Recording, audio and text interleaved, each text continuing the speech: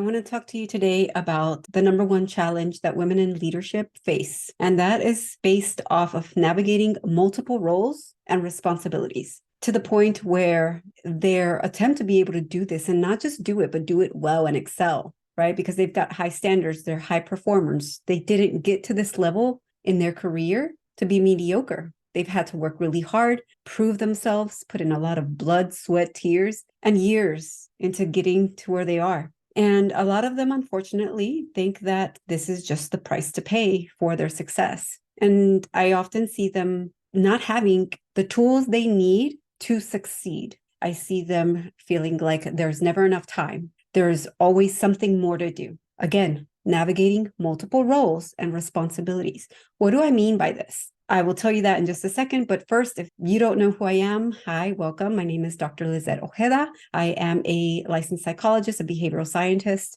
and an executive coach supporting women leaders be able to find their inner peace, be present with family and loved ones, and reconnect with themselves and do their best work as their whole self. So all about more success with confidence while decreasing the stress. So when I say navigating multiple roles and responsibilities, I'm talking about roles in one's professional and personal life. Okay, let's look at professional. Professionally, you've got your role as team lead, you've got your role as whatever your title is, you've got your role as a colleague. And so you're navigating all these different roles, putting on different hats at different times, sometimes even wearing multiple hats, so to speak, at the same time. And it becomes really difficult to do your best work in these different roles when there are competing demands, when someone somewhere wants something from you. And so it's really difficult to be able to do this, to be able to deliver, to be able to say yes and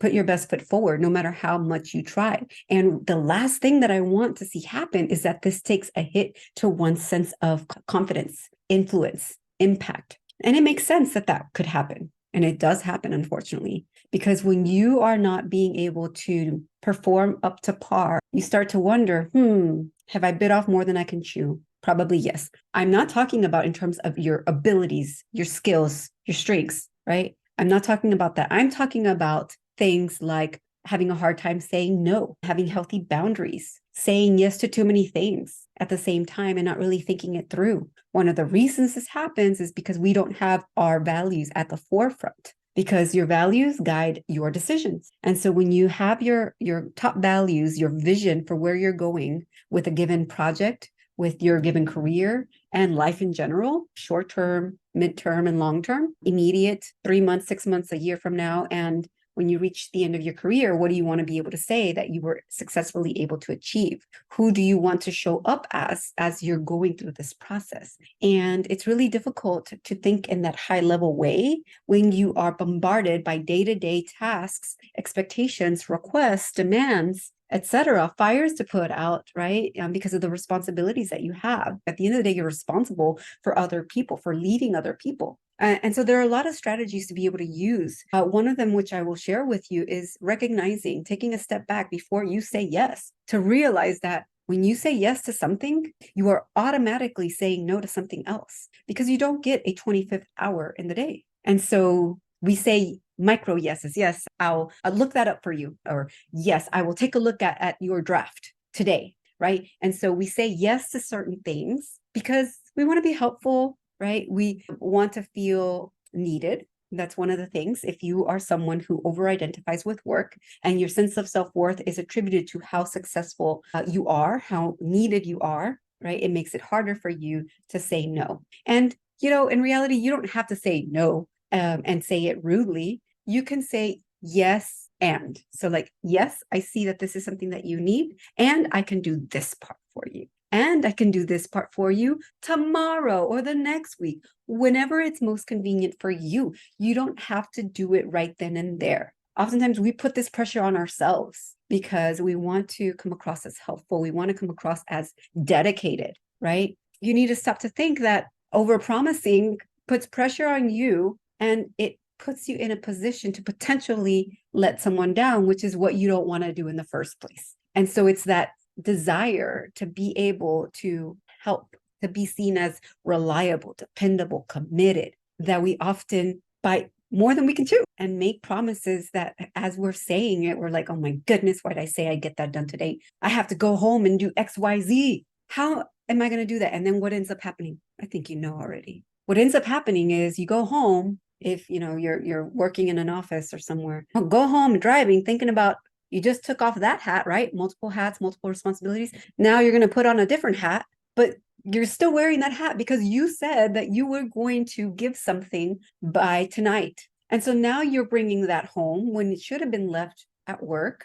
And now you're at home trying to do the thing that you need to do in your personal life while that's still in the background, kind of bothering you. Hey, you haven't done it. You haven't done it. You said you do it. You're committed, right? You have to work in integrity. You have to keep your word. And meanwhile, what ends up happening at home? More times than not, work takes the priority. More times than not, I hear my clients, come to me with things that their family says to them, like, I thought you were off work already. You said just one more minute. When are you going to come and eat with us? You're still on your computer. Like, why haven't you unplugged? And they can tell you're distracted. Like maybe you're not even on your phone or your computer. Like you put all that aside, but you're not really there. It's still in your mind. It's to occupying that space that's really should be occupied by what you're doing now. Oh, fuck.